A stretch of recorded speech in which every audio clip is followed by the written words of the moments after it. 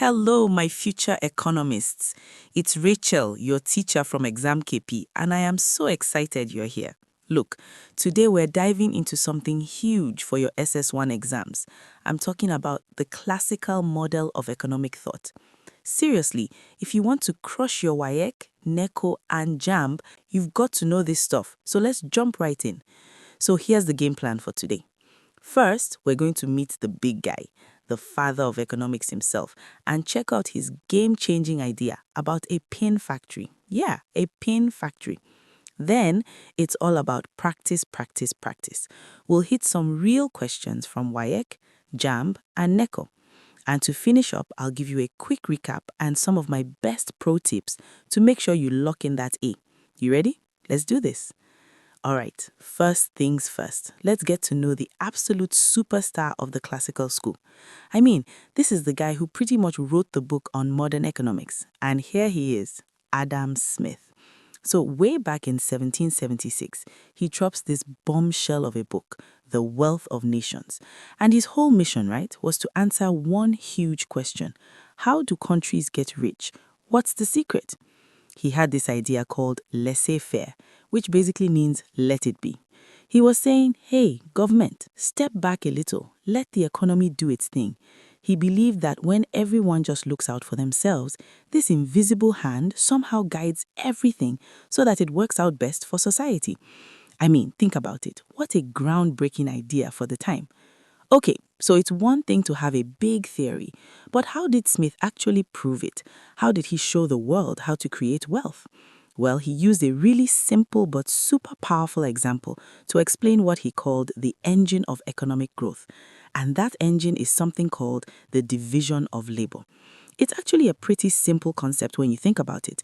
Imagine you're trying to build something complicated all by yourself. It's slow, right? Well, the division of labor says, forget that. Let's break the job down into tiny, specialized tasks. One person does one small thing, another person does the next small thing, and so on. Everyone becomes an expert at their one little piece.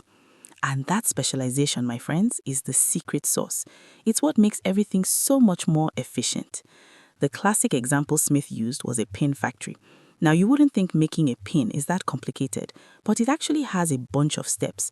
So instead of one person trying to do it all, you have one worker, and his only job all day long is cutting the wire.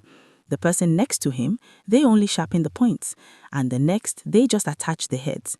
By doing the same tiny task over and over, they become incredibly fast and ridiculously good at it. So what was the result of all this? Well, it was mind-blowing. Smith noticed that one worker trying to do everything by himself would struggle to make maybe 20 pins in a whole day. 20. But when you take just 10 workers and give each of them a special job, that little factory could pump out, get this, 48,000 pins in one day. From 20 to 48,000. That is the power of the classical model right there. Specialization just creates this massive explosion in productivity. Okay, so now you've got the theory down. You understand the classical model, but how does this actually show up on your exams? Let's take a look and connect the dots.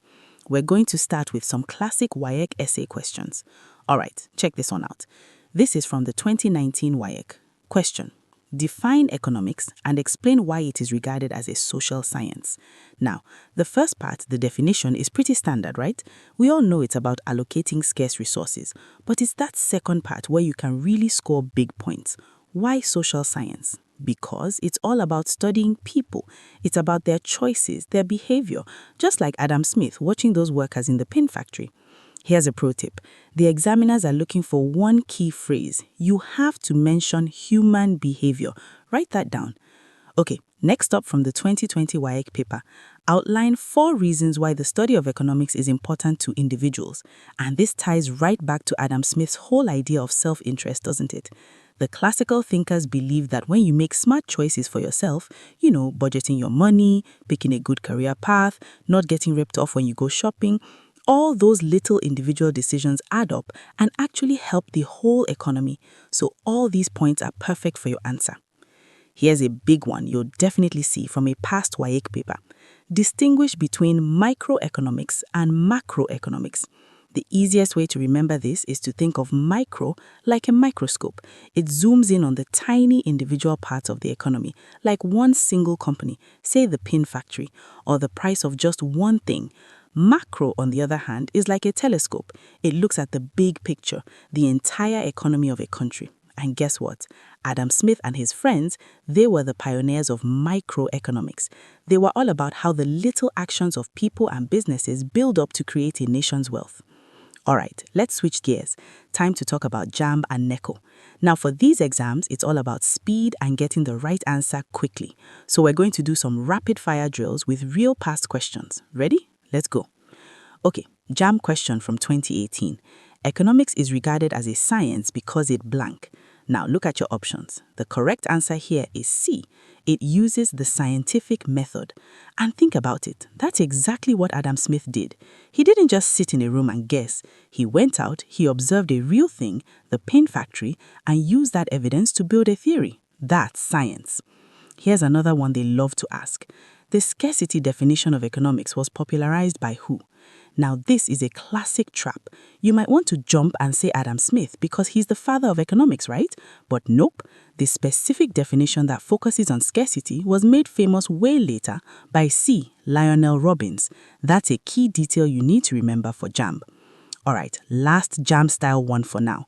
Which of the following best describes the scope of economics? The answer here is B, no question about it, because at the end of the day, from Adam Smith all the way to now, economics boils down to one single problem.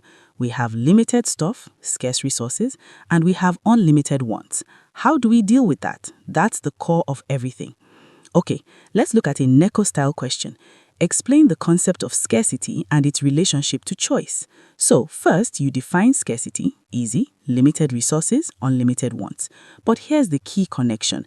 Because of scarcity, because we can't have everything, we are forced to make choices. And a perfect way to explain this is to use a Nigerian example. Think about our government oil money. It's limited, right? So they have to choose. Do we spend it on building new schools, or do we spend it on fixing the roads? We can't do both at once. That choice, that trade-off, that's economics right there. Here's another NECO question for you. State 3 importance of economics to a society. This is really asking about the big picture, you know? This is what Adam Smith was writing about in The Wealth of Nations. When a country understands economics, it can use its resources better to grow. It can figure out how to solve huge problems like unemployment, and it can create policies that actually make life better for its citizens. Okay, last practice question, and it's a bit of a thinker. Why is economics considered both a science and an art? Well, think of it like this.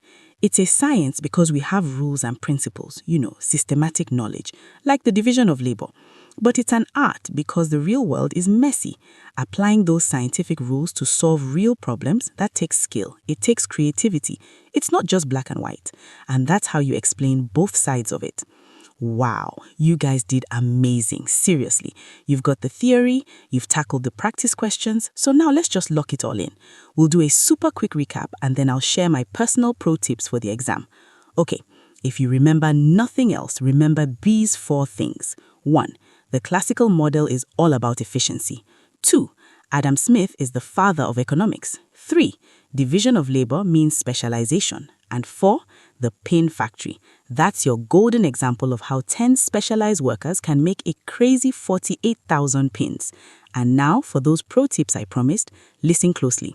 For your WAEC essays, if the question is about efficiency or economic growth, you absolutely must mention Adam Smith and the pin factory. Trust me, the examiners are looking for it. And for JAMB, here's a little speed hack. If the question is about an individual, a single company, or one market, the answer is pretty much always microeconomics. It's a great shortcut to save you time. And there you have it, our deep dive into the classical model. I really hope this helps you feel way more confident heading into your exams. Just keep putting in the work, stay focused, and I know you're going to do great. Hey, if this was useful for you, do me a favor and hit that like, share, and subscribe button. And don't forget, for tons more practice, head over to www.examkp.com. I'll see you in the next one.